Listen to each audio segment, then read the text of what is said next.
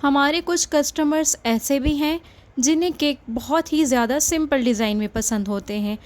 ऐसे केक्स बनाना तो इतना ही आसान होता है और बहुत मज़े का भी लगता है। इससे हमारा टाइम भी बहुत बच जाता है और केक भी कस्टमर की डिमांड के मुताबिक हम सेम एज़ इट बना लेते हैं। अस्सलाम वालेकुम रहमतुल्लाहि व बरकातुहू। कैसे हैं आप सब? उम्मीद करती हूँ आप सब बिल्कुल खैर खैरियत से होंगे। मैं भी अल्हम्दुलिल्लाह बिल्कुल ठीक ठाक। आज मैं आपके लिए लाई हूँ बहुत ही सिंपल 3 पाउंड्स का केक, जिसे हम चॉकलेट गनाश से कवर करने वाले हैं। इसके सारी टिप्स एंड ट्रिक्स आपके साथ शेयर करने वाली हूँ। तो चलते हैं हमारी ईजी रेसिपी की तरफ। तो यहाँ पर हमने सबसे पहले लिया है 10 इंच की बेस प्लेट, क्योंकि हमने स्पॉन्ज 9 इंच में तैयार किया है तो 1 इंच बड़ी मैं इसकी प्लेट लूँगी। यहाँ पर मैं 3 लेयर्स में मैंने स्पॉन्ज को कट कर लिया है। 5 अंडों में मैंने ये केक बनाया है। मुझे 2.5 पाउंड का केक बनाना था। अब हम इसे चॉकलेट सिरप से सोक कर लेंगे। तो चॉकलेट सिरप बनाने की रेसिपी मैं बहुत दफ़ा आपके साथ शेयर कर चुकी हूँ। सोकिंग आपने अच्छी करनी है, लेकिन इतना ज़्यादा सोक नहीं करना कि साइड से इसकी शुगर सिरप बहना शुरू हो जाए। अब हम चॉकलेट व्हिप क्रीम से इसकी क्रीम को अप्लाई करेंगे। तो हमेशा मैंने आपको बताया है पाइपिंग बैग में भर के ही आप इस पर क्रीम अप्लाई किया करें। इससे इवनली क्रीम अप्लाई होती है और स्प्रेड भी बहुत जल्दी हो जाती है, आपका टाइम भी वेस्ट नहीं होता। तो यहाँ पर मैंने चॉकलेट व्हिप क्रीम बनाने के लिए इसमें 1/4 कप चॉकलेट गनाश का ऐड किया है। इसमें मैं एसेंस बहुत कम यूज़ करती हूँ और ओरिजिनल ही फ्लेवर में इसमें ऐड करती हूँ। स्पैचुला की मदद से हम इस पर अच्छे से क्रीम को स्प्रेड कर देंगे और इस पर चॉकलेट गनाश के 2 चम्मच ऐड कर देंगे। चॉकलेट गनाश बनाने के लिए हमने 250 ग्राम डार्क चॉकलेट और 200 ml व्हिप क्रीम को लेकर डबल बॉयलर पर मेल्ट करके चॉकलेट गनाश को तैयार कर लिया है और इसे रूम टेम्परेचर पर ठंडा करने के बाद ही आपने इस पर अप्लाई करना है, वरना क्रीम मेल्ट होना शुरू हो जाएगी। और जैसा कि आप सब जानते हैं कि मौसम बहुत ज़्यादा गर्म है और इस गर्म मौसम में व्हिप क्रीम को हैंडल करना भी उतना ही मुश्किल हो जाता है जब हमें आइस केक बनाना होता है। तो आप या तो एसी रूम में इन केक्स को बनाएं या जल्दी जल्दी ही क्रीम को अप्लाई करें, ताकि उसकी कंसिस्टेंसी बिल्कुल बहाल रहे। और इसके साथ एक टिप और भी है कि आप जब भी व्हिप क्रीम अप्लाई कर रहे हों और टेम्परेचर बहुत ज़्यादा गर्म हो, तो आप कुछ आइस क्यूब्स अपने पास रखें एक बाउल में। उसमें आप अपने व्हिप क्रीम का बाउल रख दें तो व्हिप क्रीम स्टेबल रहती है, वो ज़्यादा जल्दी मेल्ट नहीं होती। और जब तक आप केक की आइसिंग करते हैं तो आपको कोई भी परेशानी या कोई इशू नहीं आता। तो यहाँ पर अब हमने इसके सेकंड लेयर को भी सेट कर लिया है और चॉकलेट गनाश इसके सेंटर में ऐड करेंगे ताकि इसका फ्लेवर और ज़्यादा इन्हेंस हो जाए।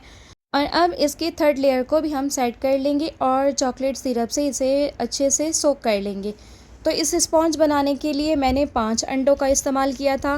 5 अंडे लिए मैंने रूम टेम्परेचर पर। 125 ग्राम चीनी का शामिल करने के बाद मैंने उसे बहुत अच्छे से पहले बीट कर लिया था और उसके बाद 100 ग्राम मैदा और 25 ग्राम कोको पाउडर का शामिल करने के बाद इस स्पॉन्ज को मैंने तैयार कर लिया था। और मैंने इसमें 3 से 4 चम्मच ऑयल के भी शामिल किए थे। उससे केक बहुत ही ज़्यादा मॉइस्ट और फ्लेवर में बहुत ही अच्छा बनता है। तो यहाँ पर हमने अब इसकी क्रम कोटिंग कर लेनी है। तो यहाँ पर क्रीम मैं बहुत ही कम यूज़ कर रही हूँ, क्योंकि मेरा ऑर्डर था 2.5 पाउंड का और फिर भी जब मैंने इसे वेट किया लास्ट में तो ये 3 पाउंड्स तक पहुंच चुका था। लेकिन कस्टमर जिन्होंने बनवाया था वो बहुत अच्छे कस्टमर्स थे। उनको जब मैंने बताया कि ये केक अब 3 पाउंड्स का हुआ है तो उन्होंने उसके एक्स्ट्रा चार्ज कर दिए थे। तो कोई कस्टमर बहुत ज़्यादा स्वीट भी होते हैं जो आपकी मेहनत को ज़ाया नहीं होने देते, और यूँ समझे कि ऐसे कस्टमर अल्लाह की तरफ से बहुत बड़ी नेमत होते हैं। तो मैं बहुत ज़्यादा खुश हुई क्योंकि जब उनका फ़ीडबैक आया था वो भी बहुत ही अच्छा था।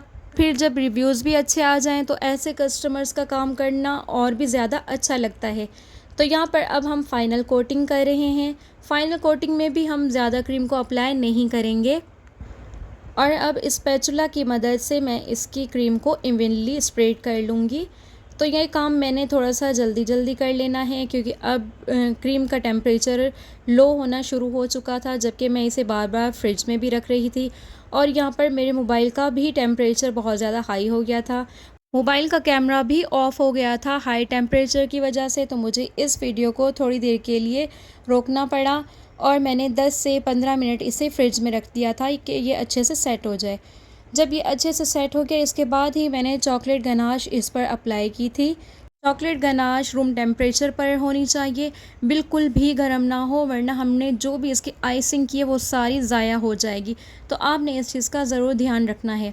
तो यहाँ पर चॉकलेट गनाश को अप्लाई करने के बाद अब मैं बहुत ही एहतियात के साथ स्पैचुला की मदद से इसे पूरे केक पर स्प्रेड कर दूँगी। तो यहाँ पर गलती की कोई गुंजाइश नहीं, वरना इसकी फ़िनिशिंग ख़राब हो जानी थी। जब ये मैंने चॉकलेट अप्लाई कर ली और इसके बाद मैंने इसे आधा घंटा फ्रिज में रखा था सेट होने के लिए, और इसके बाद अब मुझे सिर्फ इस पर लाइंस लगानी थी, बस यही बहुत ही मुख्तसर और बहुत ही सिंपल सा ये केक का डिज़ाइन था।